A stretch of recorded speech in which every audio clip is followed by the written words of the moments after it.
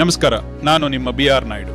ಆತ್ಮೀಯರೇ, ಇಂದು ನಮ್ಮ ಕೈಯಲ್ಲಿರುವ ಮೊಬೈಲ್ ಕೇವಲ ಸಂವಹನದ ಸಾಧನವಾಗಿ ಉಳಿದಿಲ್ಲ.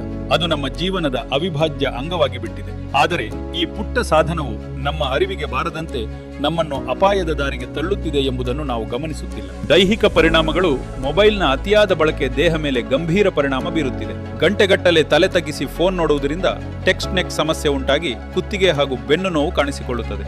ಮೊಬೈಲ್ ಪರದೆಯಿಂದ ಹೊರಹೊಮ್ಮುವ ನೀಲಿ ಬೆಳಕು ಕಣ್ಣಿನ ದೃಷ್ಟಿಯನ್ನು ಮಂದಗೊಳಿಸಿ ನಿದ್ರಾಹೀನತೆಗೆ ಕಾರಣವಾಗುತ್ತಿದೆ. ಮಾನಸಿಕ ಮತ್ತು ಸಾಮಾಜಿಕ ಪರಿಣಾಮಗಳು. ಇದು ಕೇವಲ ದೇಹವಷ್ಟೇ ಅಲ್ಲ, ನಮ್ಮ ಮನಸ್ಸಿನ ಮೇಲೂ ಪರಿಣಾಮ ಬೀರುತ್ತಿದೆ. ನಿರಂತರ ನೋಟಿಫಿಕೇಶನ್ಗಳು ಆತಂಕ ಮತ್ತು ಒತ್ತಡವನ್ನು ಹೆಚ್ಚಿಸುತ್ತಿವೆ. ಮಕ್ಕಳು ಹಾಗೂ ಯುವ ಜನತೆಯಲ್ಲಿ ಇದು ಏಕಾಗ್ರತೆಯ ಕೊರತೆ, ಭಾವನಾತ್ಮಕ ದೂರ ಹಾಗೂ ವರ್ಚುವಲ್ ಒಂಟಿತನಕ್ಕೆ ದಾರಿ ಮಾಡಿಕೊಡುತ್ತಿದೆ.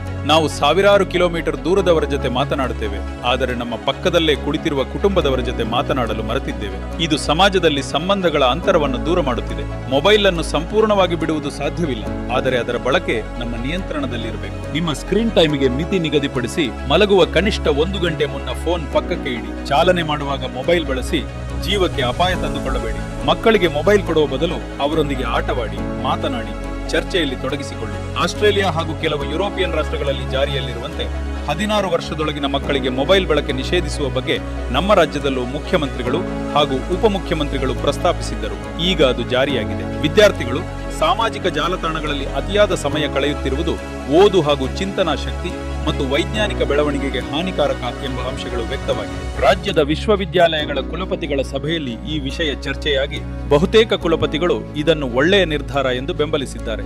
ಶಾಲಾ ಮಕ್ಕಳಷ್ಟೇ ಅಲ್ಲದೆ PUC ಹಾಗೂ ಪದವಿ ವಿದ್ಯಾರ್ಥಿಗಳಿಗೂ ತರಗತಿ ಅವಧಿಯಲ್ಲಿ ಮೊಬೈಲ್ ಬಳಕೆ ನಿಷೇಧಿಸಬೇಕು ಎಂಬ ಸಲಹೆ ಮುಂದಿಟ್ಟಿದ್ದಾರೆ. ಮೊಬೈಲ್ ವ್ಯಸನದಿಂದ ಮಕ್ಕಳ ಮೌಲ್ಯಾಧಾರಿತ ಶಿಕ್ಷಣ ಕುಂಠಿತವಾಗುತ್ತಿದೆ ಎಂಬ ಆತಂಕ ಗಂಭೀರವಾಗಿದೆ.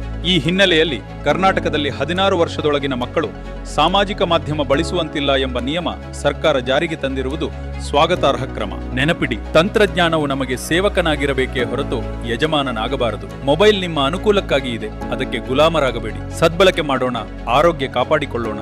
ಧನ್ಯವಾದಗಳು. ಜೈ ಹಿಂದ್, ಜೈ ಕರ್ನಾಟಕ.